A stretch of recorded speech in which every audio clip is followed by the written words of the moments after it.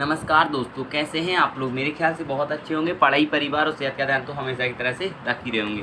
बात करने वाले हैं हम आज जीएसटी से रिलेटेड। टॉपिक हो जाएगा आपका भारतीय अर्थव्यवस्था तथा योजना संसाधनों को जुटाने, प्रगति, विकास तथा रोजगार से संबंधित विषय। इसका मेन टॉपिक होगा भारत के विदेशी मुद्रा भंडार में गिरावट का क्या कारण है।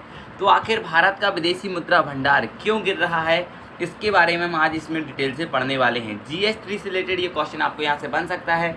मेंस प्रीलिम्स दोनों से रिलेटेड हम आपको यहाँ पे पढ़ाएंगे।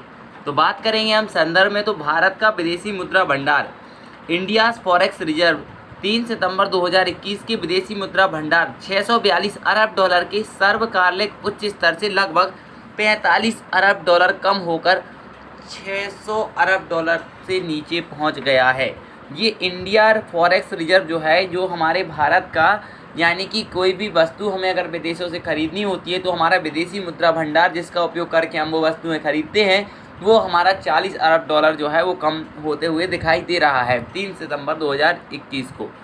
इसके बाद अगर हम बात करें तो इसके गिरावट के कारण क्या क्या हैं। तो भारत के विदेशी मुद्रा भंडार में गिरावट के कारण है, यह गिरावट भारतीय रिजर्व बैंक द्वारा रिजर्व के रूप में रखी गई परिसंपत्तियों के डॉलर मूल्य में कमी होने के कारण हुई है। क्यों हुई है? तो भाई याद रख सकते हैं आप, यह गिरावट भारतीय रिजर्व बैंक के द्वारा रिजर्व के रूप में रखी गई परिसंपत्तियों के डॉलर मूल्य में कमी होने के कारण हुई है। अमेरिकी डॉलर की कीमत में वृद्धि, appreciation of the US dollar, रूस यूक्रेन युद्ध के कारण तेल और कमोडिटी की कीमतों में बढ़ोतरी के कारण अमेरिकी डॉलर की मांग में वृद्धि हुई है, जिसकी वजह से इसकी कीमत में इजाफा हुआ है।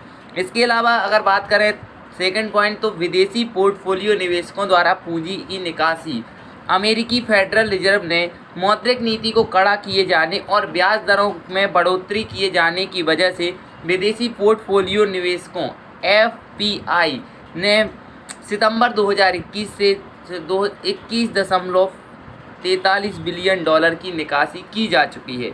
इसके अलावा सोने की कीमतों पर प्रभाव, सोने की कीमतों में गिरावट ने विदेशी मुद्रा भंडार में गिरावट की एक भूमिका निभाई है।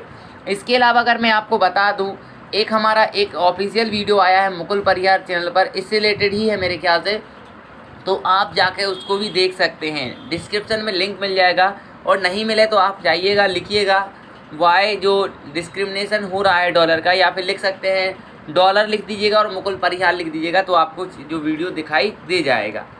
तो इसका रुपये पर क्या प्रभाव पड़ता है, तो विदेशी मुद्रा भंडार के कम होने का। तो भारतीय रुपया अमेरिकी डॉलर के मुकाबले अब तक के सबसे निचले स्तर पर आ गया है, और यह गुरुवार 12 मई को 77 रुपये प्रति एक डॉलर की सीमा तक गिरकर 77.63 पर कारोबार कर रहा था। यदि रुपये में गिरावट जारी रहती है तो भारतीय रिजर्व बैंक अपने विदेशी मुद्रा भंडार से डॉलर बेचकर विदेशी मुद्रा बाजार में हस्तक्षेप करने के लिए मजबूर हो जाएगा। और यदि भारतीय रिजर्व बैंक विदेशी मुद्रा भंडार की मात्रा को बनाए रखने को प्राथमिकता देता है तो रुपये का अवमूल्यन हो सकता है, यानी रुपये की वैल्यू गिर जाएगी। इसीलिए यहाँ पे विदेशी मुद्रा भंडार की बहुत अहमियत देखने को मिलती है। इसके अलावा अगर हम बात करें आपके एग्ज़ाम के लिए, तो विदेशी मुद्रा भंडार भारत की अर्थव्यवस्था के लिए कितना लाभप्रद है, चर्चा कीजिए। प्रीलिम्स के लिए आ जाएगा विदेशी मुद्रा भंडार के घटक, इसका प्रबंधन कौन करता है, क्या आरबीआई द्वारा विदेशी मुद्रा भंडार का लाभ अर्जित करता है, पिछले दशक के दौरान विदेशी मुद्रा भंडार की प्रवृत्ति। ये 4 क्वेश्चन आपके प्रीलिम्स के लिए, एक क्वेश्चन आपका मेंस के लिए। और यदि आप ज़्यादा जानना चाहते हैं तो विदेशी मुद्रा भंडार और इसके महत्व के बारे में जानकारी के लिए पढ़िए, आप इस पर क्लिक करेंगे तो आप जाकर उसको पढ़ सकते हैं। इसका एक डिटेल वीडियो मैंने बनाया था, अगर आपको देखना है तो जाके देख सकते हैं।